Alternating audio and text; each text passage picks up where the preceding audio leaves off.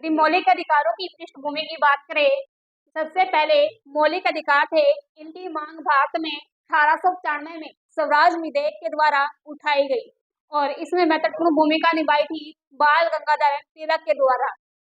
1917 से 1919 के बीच में कांग्रेस के मंच से पहली बार मौलिक अधिकारों की मांग उठाई गई। 1925 में एनी बेसेंट ने अपने कॉमनवेल्थ ऑफ इंडिया बिल के द्वारा पहली बार एनी बेसेंट के द्वारा मांग उठाई गई।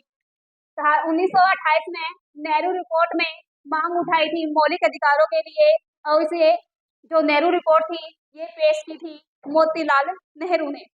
लिख लेना, ये जो मांग की थी ये की थी मोतीलाल नेहरू। 1931 में कांग्रेस का क्रांति अधिवेशन होता है जहां पर मौलिक अधिकारों से संबंधित प्रस्ताव पारित किया जाता है और ये प्रस्ताव लाया कौन गया था कि जिसके द्वारा लाया गया था वो थे जवाहरलाल नेहरू और इस अधिवेशन की अध्यक्षता की थी सरदार पटेल ने। दूसरा गोलमेज सम्मेलन में गांधी ने भाग लिया और गांधी ने भाग लिया था तो गांधी ने सेकंड गोलमेज सम्मेलन में मौलिक अधिकारों की मांग के लिए आवाज उठाई, लेकिन जो इंग्लैंड की संयुक्त संसदीय समिति थी इसने इस मांग को अस्वीकार कर दिया, जिस कारण से 1935 का भारत सरकार अधिनियम आया उसमें मौलिक अधिकार भारतीय जनता को नहीं दिए गए।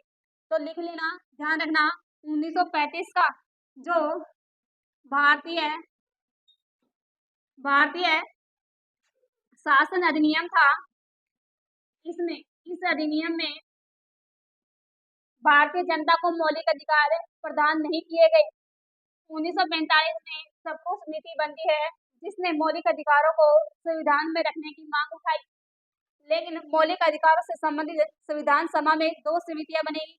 एक समिति जिसके अध्यक्ष थे सरदार पटेल और दूसरी उप समिति थी जिसके अध्यक्ष थे जेपी कृपलानी। यदि बात करें कि मौलिक अधिकारों की आवश्यकता क्यों आवश्यकता पड़ी, तो इसमें क्या क्या विशेषता हमें दी गई है। जो मौलिक अधिकार है इसकी 3 विशेषताएं हैं। पहली क्या है, मौलिक अधिकारों के हनन पर सीधे या कि सर्वोच्च न्यायालय जाता है आर्टिकल 32 के अकॉर्डिंग, जिसमें सुप्रीम कोर्ट मौलिक अधिकारों से संबंधित रिट जारी करता है।